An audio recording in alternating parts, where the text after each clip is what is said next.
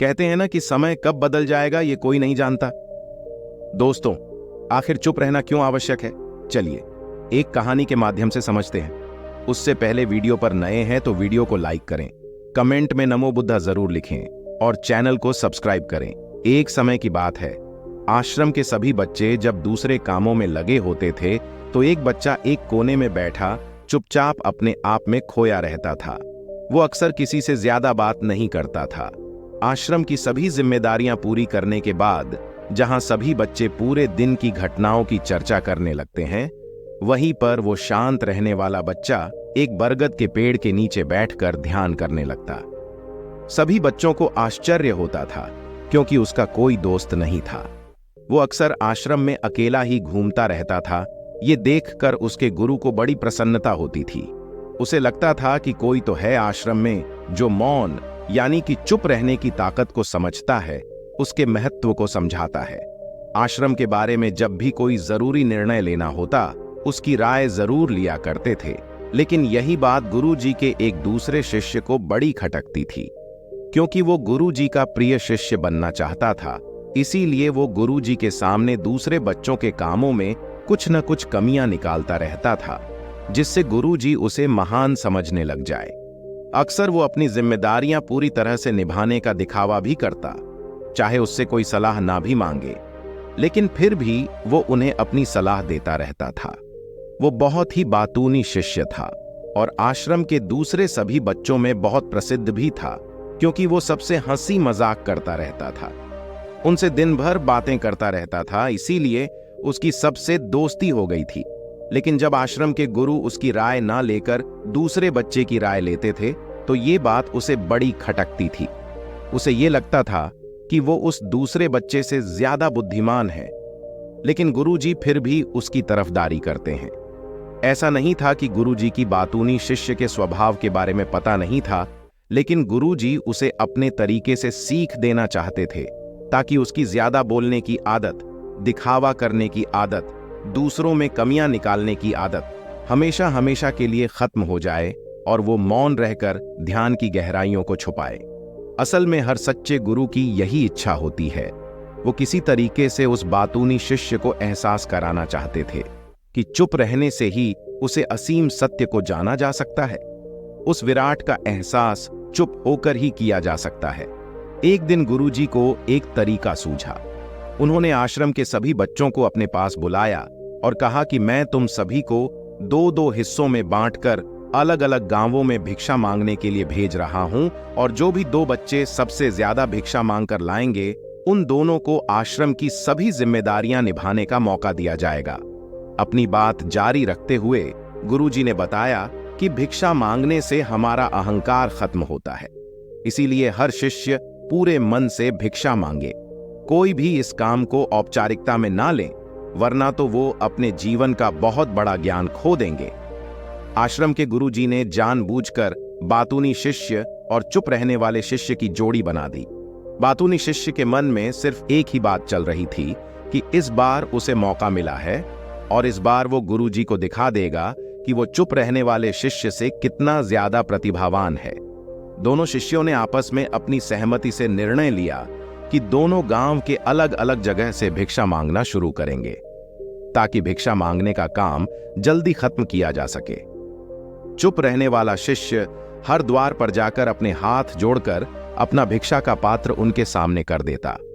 उसके चेहरे पर एक सादगी और उसकी आंखों में एक एकांत होता था, जिससे भिक्षा देने वाले उसे भिक्षा देकर अपने आप को अनुग्रहित समझते थे। वहीं पर दूसरा बातूनी शिष्य हर द्वार पर जाकर उनको कुछ न कुछ ज्ञान देने लगता था, जिससे ज्यादातर लोग उसे बिना भिक्षा दिए ही लौटा देते थे। पूरे गांव में भिक्षा मांगकर जब दोनों गांव के बीच में मिले तो बातूनी शिष्य ने देखा कि चुप रहने वाले शिष्य के पास उससे दुगुनी भिक्षा थी। ये देखकर उसे मन ही मन बहुत ठेस पहुंचा। लेकिन जब वो दोनों भिक्षा का सामान लेकर आश्रम की तरफ जा रहे थे, तब बातूनी शिष्य को एक चालाकी सूझी। उसने चुप रहने वाले शिष्य से कहा कि हमें अपनी भिक्षा एक ही थैले में डाल लेने चाहिए। गुरुजी ने हम दोनों को एक साथ भिक्षा लाने के लिए कहा था। चुप रहने वाले शिष्य ने बिना कुछ बोले अपनी सारी भिक्षा उसके थैले में डाल दी। बातूनी शिष्य मन ही मन बहुत खुश हो रहा था कि अब गुरुजी को ये पता नहीं चलेगा कि ज्यादा भिक्षा हम में से किसने मांगी। उसे लग रहा था कि गुरुजी मुझे इससे कम प्रतिभावान समझेंगे, इसीलिए उसने ये तरकीब लगाई। सभी शिष्यों के आने के बाद संध्या के समय जब सभी की भिक्षा तो ली गई, तो इन दोनों शिष्यों की भिक्षा सबसे ज्यादा निकली। गुरुजी ने इन दोनों का अभिवादन करते हुए आश्रम के सभी बच्चों के सामने उनकी पीठ थपथपाते हुए उन्हें मुबारकबाद दी और कहा कि मैं आश्रम का कार्यभार तुम दोनों को नहीं सौंप सकता, इससे आपसी मतभेद होने का खतरा रहता है। इसीलिए तुम दोनों में से जो ज्यादा भिक्षा लेकर आया है, आश्रम की जिम्मेदारी उसे ही सौंपी जाएगी। जब उन्होंने उनसे पूछा कि तुम में से ज्यादा भिक्षा कौन मांग कर लाया था, तो बातूनी शिष्य ने कहा कि गुरुजी, मैं इससे दुगनी भिक्षा मांग कर लाया था, लेकिन मुझसे गलती हो गई कि मैंने वो दोनों भिक्षा एक ही थैले में डाल ली। मुझे नहीं पता था कि आप ऐसा निर्णय लेने वाले हैं, वरना तो मैं अपनी शिक्षा का थैला अलग ही रखता। इस पर गुरुजी ने चुप रहने वाली शिष्य से पूछा कि क्या तुम इसके बाद से सहमत हो? क्या तुम इससे कम भिक्षा लेकर आए थे? ये सुनकर चुप रहने वाले शिष्य ने कहा कि गुरुजी, मेरे पास ऐसा कोई साधन नहीं है जिससे मैं ये साबित कर पाऊं कि मैं इससे ज्यादा भिक्षा लेकर आया था। असल में ये उल्टा बोल रहा है, दुगनी भिक्षा में लेकर आया था, ये आधी भिक्षा लेकर आया था, और इसी ने ही मुझसे भिक्षा एक थैले में डालने की बात कही थी।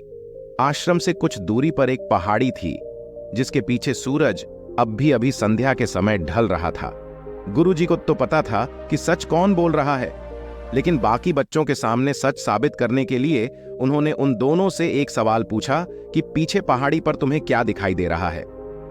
यह सुनकर वाचाल शिष्य झट से बोल पड़ा कि गुरुजी, पहाड़ी के पीछे सूरज अपना रंग बिखेर रहा है, आसमान में लालिमा छाई हुई है, यह बहुत ही सुंदर दृश्य है। वो तो और भी बहुत कुछ कहना चाहता था, लेकिन गुरुजी ने उसे चुप करते हुए दूसरे शिष्य से जवाब जानने के लिए जब उसकी तरफ देखा तो उसकी आंखों में आंसू भरे हुए थे। श्रद्धा, भक्ति और प्रेम से उसकी आंखें भर आई थीं। गुरुजी को उससे पूछने की जरूरत ही नहीं पड़ी। गुरुजी ने सभी बच्चों को संबोधित करते हुए कहा कि मैंने सवाल किया था कि पहाड़ी के पीछे तुम्हें क्या दिखाई दे रहा है। ज्यादातर लोगों को यही दिखाई देगा कि एक बहुत सुंदर दृश्य है, लेकिन मजे की बात यह है कि सुंदरता बोलकर नहीं बताई जा सकती, उसे महसूस किया जा सकता है, और सामने वाला उस सुंदरता को आपकी आंखों में देख पाता है। चुप रहने वाले शिष्य की तरफ इशारा करते हुए गुरुजी ने कहा कि असल में सुंदरता इसी बच्चे ने देखी है, दूसरे बच्चे ने सिर्फ सुंदरता की उपव्याख्या की है, लेकिन इसने वास्तविकता में उस सुंदरता को महसूस किया है। अपने आप को ऊंचा दिखाने की सभी कोशिशें नाकाम होती देख वाचाल शिष्य वहीं पर फूट फूट कर रोने लगा। उसको चुप कराते हुए गुरुजी ने कहा कि बेटा, मुझे पहले से पता था कि तुम झूठ बोल रहे हो, लेकिन मैं तुम्हें उस झूठ का एहसास कराना चाहता था। सभी बच्चों को संबोधित करते हुए गुरुजी ने बताया कि शब्द जाल की तरह होते हैं। हमारे ज्यादा बोलने की वजह से बहुत सारी समस्याएं पैदा होती हैं। जब कोई आदमी एक बात को बढ़ा चढ़ाकर बोल देता है तो उसे सिद्ध करने के लिए वो शब्दों के जाल में फंसता चला जाता है, और इसी वजह से अंतर्मुखी होने की बजाय वो बहिर्मुखी होता चला जाता है।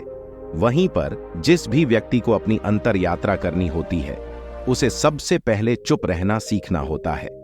जरूरत से ज्यादा बोलना या फिर हर वक्त बोलते ही रहना, ये सब हमारी अंतर यात्रा में बाधा बन जाती है।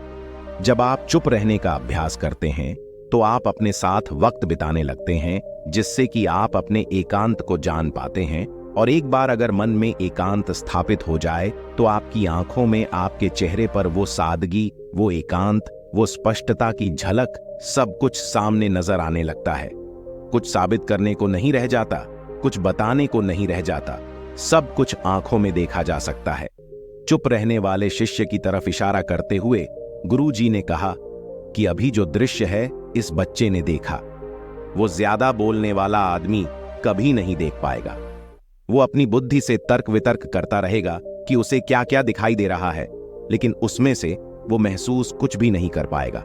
उसे दिखाई दे जाएंगे पहाड़, सूरज या फिर उसकी लालिमा, लेकिन उस सुंदरता को, उस विराट को, उस अद्वैत को वो कभी नहीं देख पाएगा। अगर चुप रहने की कला सीखनी है तो तुम्हें सबसे पहले एक बात ध्यान रखनी होगी कि तुम्हें किसी को भी प्रभावित करने की कोशिश नहीं करनी है। ज्यादातर लोग इसी वजह से ज्यादा बोलते हैं क्योंकि वो दूसरों को प्रभावित करना चाहते हैं, अपने आप को साबित करना चाहते हैं, और उस साबित करने के चक्कर में वो शब्दों के जाल में फंसते चले जाते हैं और धीरे धीरे वही उनकी आदत बन जाती है। अगर कोई व्यक्ति दूसरों को प्रभावित करना चाहता है तो वो कितने लोगों को प्रभावित कर पाएगा?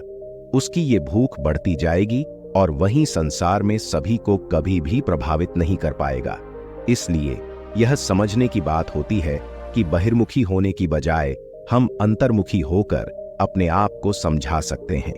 अपनी बातों को खत्म करते हुए गुरुजी ने अपना आखिरी संदेश दिया। उन्होंने बताया कि अगर कोई व्यक्ति ज्यादा समय तक चुप नहीं रह सकता तो उसे थोड़े समय से अभ्यास करना चाहिए। निश्चित संकल्प लेकर किसी व्रत की भांति दिन में कुछ समय या फिर हफ्ते में कुछ समय या फिर एक दिन चुप रहने का अभ्यास जरूर किया जाना चाहिए। इससे हमारी चुप रहने की आदत धीरे धीरे खुद ब खुद पनपने लगती है, क्योंकि एक बार जब हम चुप रहने लगते हैं तो हमें चुप रहने का आनंद पता चल जाता है। उसके बाद हमें प्रयास नहीं करना पड़ता, बल्कि हमारा मन आनंद की तरफ अपने आप बढ़ता चला जाता है। चुप रहने की कला सीखने के बाद आपकी बुद्धिमानी और आपकी स्पष्टता दोनों में बहुत ज्यादा फायदा होगा। वास्तविकता में जिसे दर्शन कहते हैं वो मौन रहकर ही किया जा सकता है। इसके बाद सभी बच्चों से कुछ समय चुप रहने का संकल्प लेकर गुरुजी ने अपनी बात खत्म कर दी और सभी बच्चे रात्रि का भोजन करने के लिए एक साथ भोजन कक्ष में पहुंच गए।